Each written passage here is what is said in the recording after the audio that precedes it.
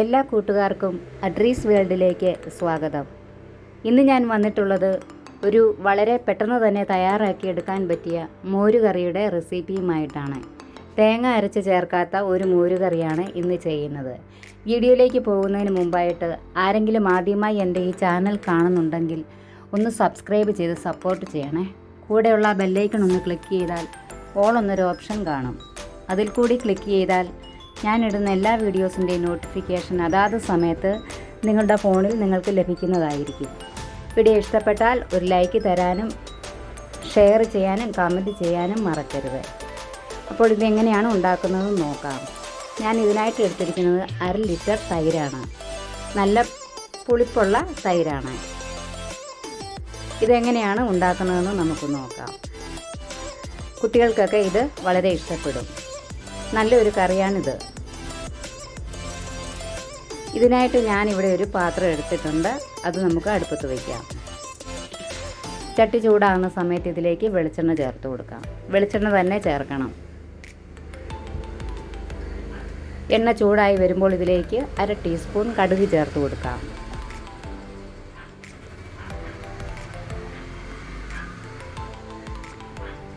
ഈ കടുകൊക്കെ ഒന്ന് നന്നായി പൊട്ടി വരണം.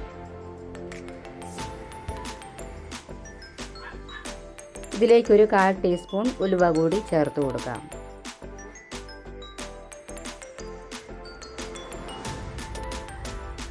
ഈ കടുകും ഉലുവയും ഒക്കെ ഈ എണ്ണയിൽ കിടന്ന് നന്നായിട്ടൊന്ന് പൊട്ടി വരണം. ഇനി ഇതിലേക്ക് അരിഞ്ഞു വെച്ചിരിക്കുന്ന ഒരു ചെറിയ ഉള്ളി ഇട്ട് കൊടുക്കാം.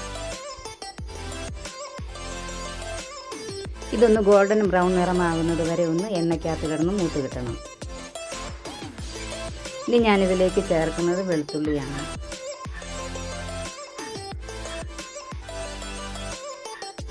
ഒരു 2 കഷ്ണം വെളുത്തുള്ളി എടുത്തിട്ടുണ്ട്. അത് ചെറുതായിട്ട് മുറിച്ച് അതും കൂടി നമുക്കിതിൻ്റെ കൂടെ ചേർത്ത് കൊടുക്കേണ്ടതായിട്ടുണ്ട്. ഇപ്പോൾ ഉള്ളി ബ്രൗൺ നിറമായി വന്നിട്ടുണ്ട്. ഈ വെളുത്തുള്ളി ഒന്ന് നന്നായിട്ട് ഇളക്കിയെടുക്കാം. കൂടെ തന്നെ ഒരു ചെറിയ കഷ്ണം ഇഞ്ചി കൂടി എടുത്തിട്ടുണ്ട്. അതുകൂടി ചേർത്തിട്ട് നന്നായിട്ടൊന്ന് വഴറ്റിയെടുക്കാം.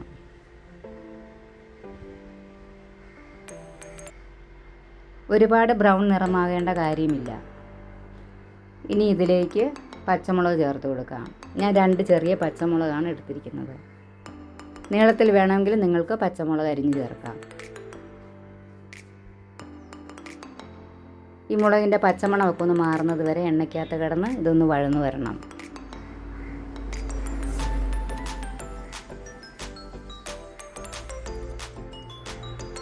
ഇതിപ്പോൾ ആയിട്ട് വന്നിട്ടുണ്ട്.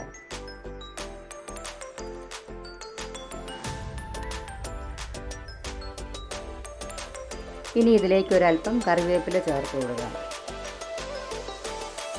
ഒരു 2 വറ്റൽമുളക് കൂടി ഞാൻ ചേർത്തിട്ടുണ്ട്.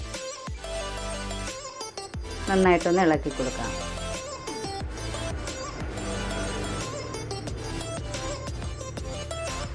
ഇനി ഇതിലേക്ക് ഒരു 1/4 ടീസ്പൂൺ മഞ്ഞൾപ്പൊടി ചേർക്കുന്നുണ്ട്. ഈ പൊടിയുടെ പച്ചമണം ഒന്ന് മാറാൻ ഒന്ന് ഇളക്കി കൊടുക്കാം.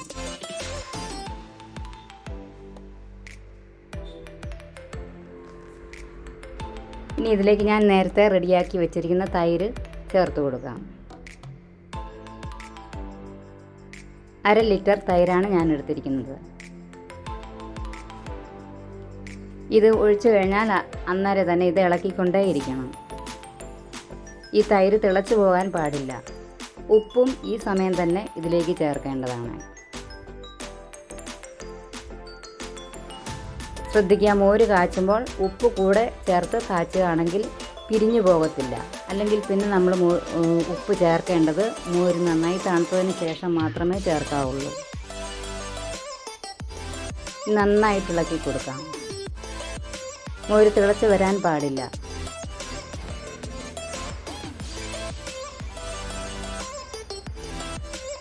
ഇത് കൈവിടാതെ നന്നായിട്ട് ഇളക്കി കൊടുത്തുകൊണ്ടേയിരിക്കണം.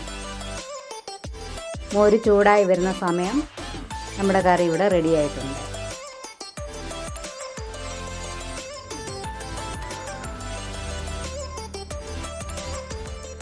ഒരിക്കലും മോര് തിളച്ച് പോകരുത്. തിളച്ച് പോയാൽ മോര് പിരിഞ്ഞു പോകും. ഇതൊക്കെ അറിയാൻ പാടില്ലാത്തവർക്ക് വേണ്ടിയാണ് കേട്ടോ പറയുന്നത്. അറിയാവുന്നവർ ഇത് മൈൻഡ് ചെയ്യണ്ട. അറിയാൻ പാടില്ലാത്തവർക്ക് വേണ്ടിയാണ് ഞാനിങ്ങനെയൊക്കെ പറയുന്നത്. ഇത് വളരെ പെട്ടെന്ന് ചെയ്തെടുക്കാൻ പറ്റും. തേങ്ങ ഇല്ലെങ്കിലും നമുക്ക് പെട്ടെന്നൊരു മോരുകറി തയ്യാറാക്കി എടുക്കണമെങ്കിൽ ഇതുപോലെ ചെയ്താൽ മതി. എൻ്റെ ഈ വീഡിയോ ഇഷ്ടപ്പെട്ടാൽ എനിക്കൊന്ന് സബ്സ്ക്രൈബ് ചെയ്ത് സഹായിക്കണേ. കൂടെയുള്ള ബെല്ലൈക്കൺ ഒന്ന് ക്ലിക്ക് ചെയ്താൽ ഓൾ എന്നൊരു ഓപ്ഷൻ വരും. അതിൽ കൂടി ഒന്ന് ക്ലിക്ക് ചെയ്താൽ ഞാനിടുന്ന എല്ലാ വീഡിയോസിൻ്റെയും നോട്ടിഫിക്കേഷൻ അതാത് സമയത്ത് നിങ്ങളുടെ ഫോണിൽ നിങ്ങൾക്ക് ലഭിക്കുന്നതായിരിക്കും. വീഡിയോ ഇഷ്ടമായാൽ നിങ്ങളുടെ ഫ്രണ്ട്സിനും റിലേറ്റീവ്സിനും ഒക്കെ ഒന്ന് ഷെയർ ചെയ്ത് കൊടുക്കാൻ കൂടി മറക്കരുത്.